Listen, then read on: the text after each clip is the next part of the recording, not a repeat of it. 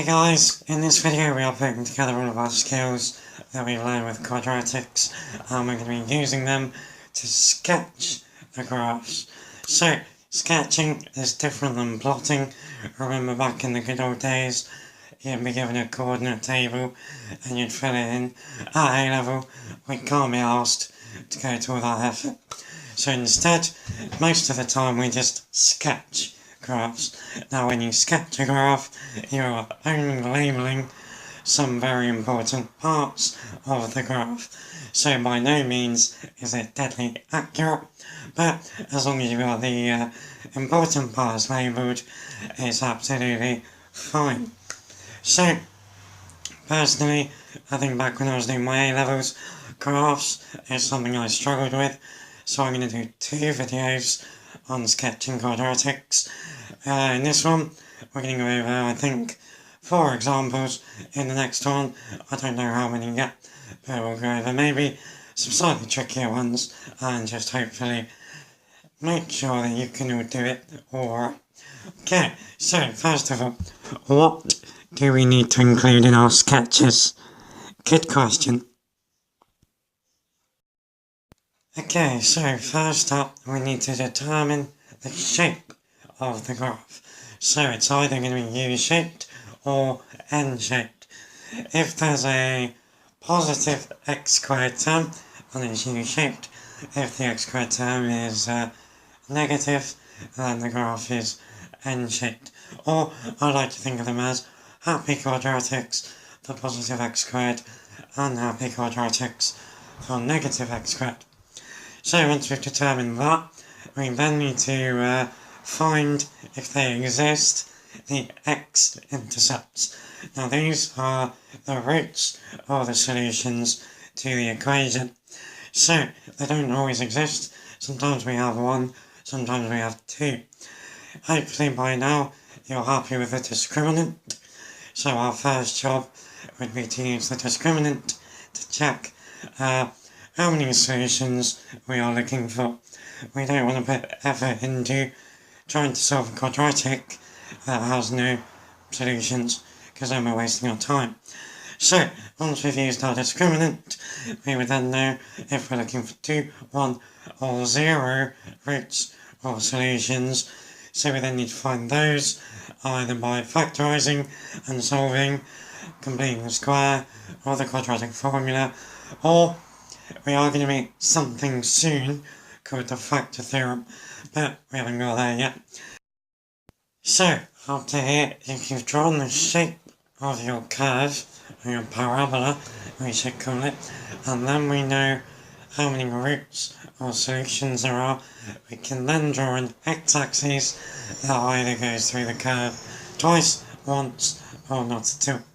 So, and once we've got that drawn, we can then find the Y-intercept. Now the Y-intercept is as simple as can be. That is the number term, the constant term at the end of a quadratic that has no x or x squared attached to it.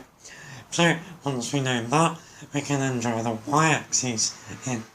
And then the final thing that we need to find is the turning point, or the vertex of the curve. Now if it's a happy quadratic, this point is called a minimum. If it's an unhappy, it's called a maximum. Now we find this point either by completing the square, or we can use the symmetry of parabolas. So we know the turning point is exactly halfway between the 2 roots. So if we have 2 roots, we can use symmetry to find the coordinates of the turning point. So, in these examples, when it's applicable, I'm going to show you both ways of finding the turning point. Okay, let's do some examples then.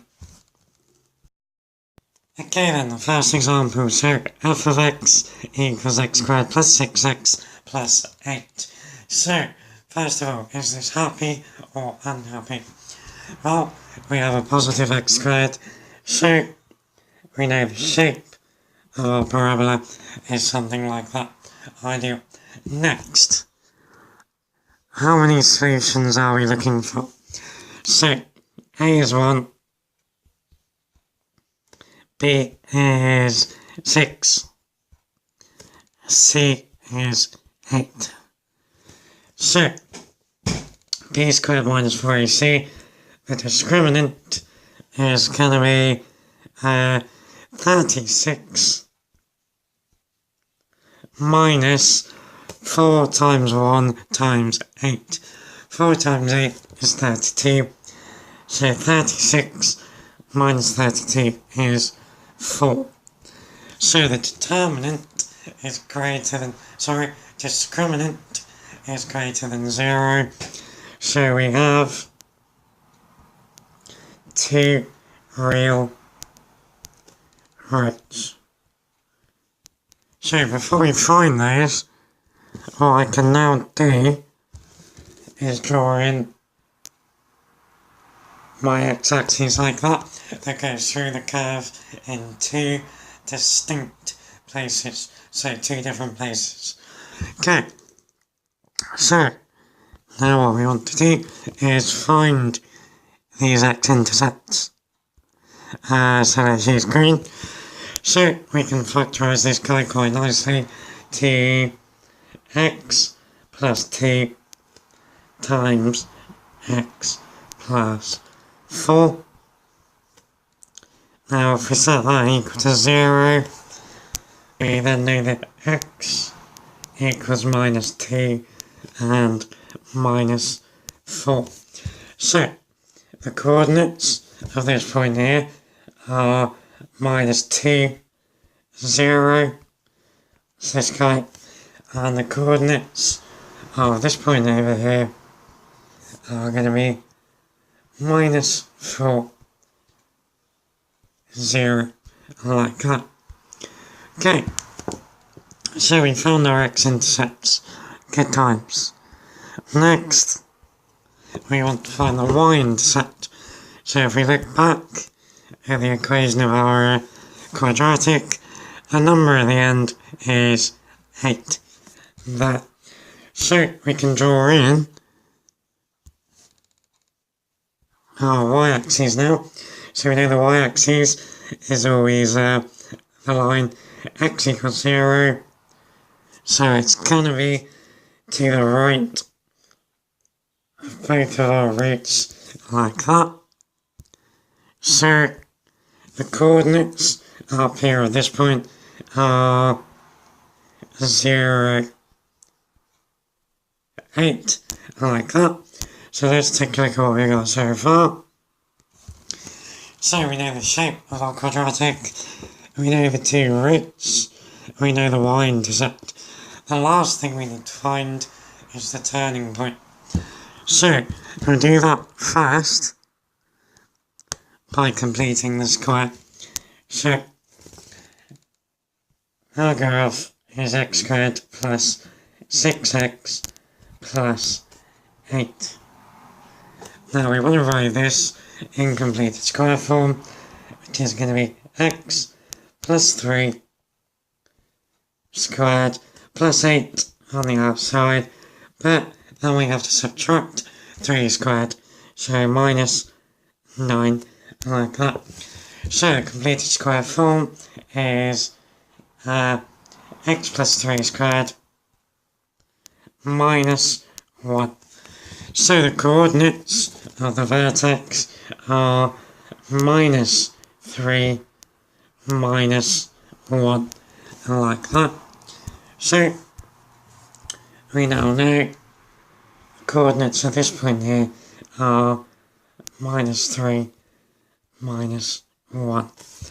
So here then, given that we've got 2 roots, we don't actually have to complete the square. So as I said before, then you can use the symmetry of the parabola when you have 2 roots. So the x-coordinate of the vertex is going to be exactly halfway between the 2 roots. So say here, now what number is exactly halfway between minus 2 and minus 4? It's minus 3. And then, to find the coordinate, or the y coordinate, or the y value, we would substitute in x equals minus 3 to the quadratic. So we would get minus 3 squared plus 6 lots of minus 3 plus 8. And minus 3 squared is 9. 6 times minus 3 is minus 18. And then we got plus 8. Now 9 minus 18 is minus 9. And then plus 8 again gives us a y coordinate of minus 1. So when you have two roots, you can use either method. Personally, I reckon it's probably a good idea to practice completing the square, but then you can always check that you're right by using this method too. Okay, example 2. F of x is x squared plus 10x plus 25. So, step 1, is it happy or unhappy? Positive x squared, so it's happy. Good times. Okay, now we find the discriminant. So, the discriminant is b squared, so 10 squared, 100 minus 4 times 1 times 25. So, minus 100, which is 0. Now a discriminant of 0 tells us then there is one real root. So the x-axis is a tangent to our parabola. So we can draw the x-axis in like that. So the parabola sits on the x-axis. So it only touches it at exactly 1 point. So we're actually not going to need to complete the square for this one, because we know the vertex of the curve is also the root of the curve. So let's go for green. So we now want to factorise x squared plus 10x plus 25. Well, it factorises to x plus 5 times x plus 5. Now if we set that equal to 0, we can actually write this as x plus 5 squared equals 0. And our one solution out of that is x equals minus 5. So we know the coordinates of this point are minus 5, 0. And then the last thing we need to do here is to find the value of the y-intercept. So again we know it's to the right of the root, like that. So it's just the number at the end of the quadratic. So it's 25. So the coordinates at this point are 0, 25, like that. So there's our graph. Magic. Okay, example 3. F of x is minus x squared plus 4x plus 5. So, first step, is it happy or unhappy? It's unhappy because we have a minus x squared. So, this time, we've got an unhappy quadratic. Next, use the discriminant to determine how many roots we have. So, the discriminant is going to be 4 squared, 16, minus 4 times minus 1, so that's positive 4, times 5, so plus 20, which gives us 36, which is greater than 0, so that implies 2 real roots. So we can draw our x-axis in like that. So it's hitting the parabola in 2 places. Next, we want to factorise if we can to try and solve. So we got minus x squared. That means one bracket is going to have a minus x in it, like that, and the other has a positive, like that. So if we set that equal to 0, well, we've got a positive 5 at the end. So that tells us both of our numbers are positive, but it does matter which one goes where. We're going to have 5 in there and plus 1 in there. So when we expand that back out, we would get positive 5x minus 1x, which would then give us that 4x that we need. So our solutions here, if we got 5 minus x, remember how we get our solutions is we set whatever is inside the bracket equal to 0 and then solve it. So if 5 minus x is equal to 0, then x is equal to 5, or x plus 1 tells us x equals minus 1. So we now know then this guy has coordinates minus 1, 0, and this guy has coordinates 5, 0. So we can now put our y-axis in. We know it's somewhere between these 2 points. So it's going to be closer to the left-hand one. So something like that will do. So we can now put our y-intercept in. It's this plus 5 at the end. So the coordinates of the y-intercept are 0, 5. Now all we need to do is find the coordinates of the vertex. Okay, let's do it first of all then by completing the square, because it's good practice. So at the moment we got a bit of a problem. We have a negative x squared term. To sort that out, factor out a minus 1. So we get positive x squared minus 4x minus 5 inside square brackets like that. Now inside of the square brackets we can complete the square. So we're going to have x minus 2 squared.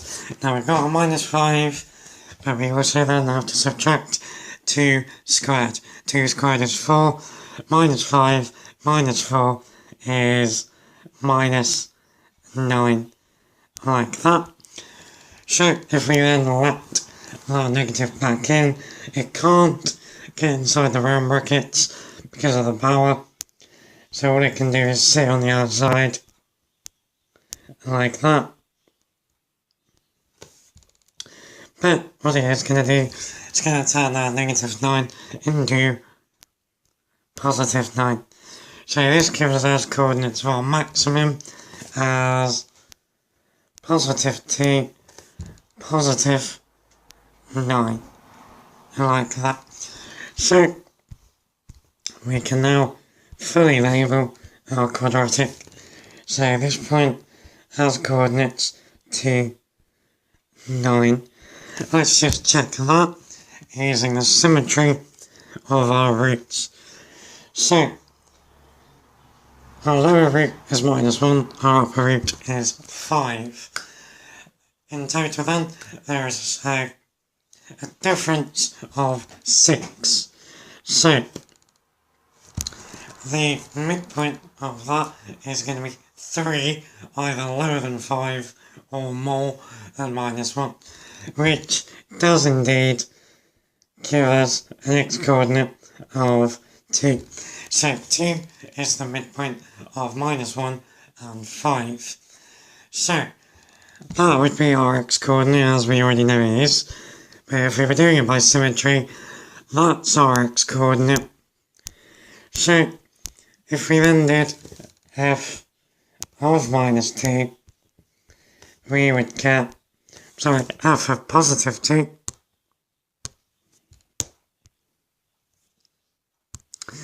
if we did f of positive 2, we would get minus 2 squared plus 4 times 2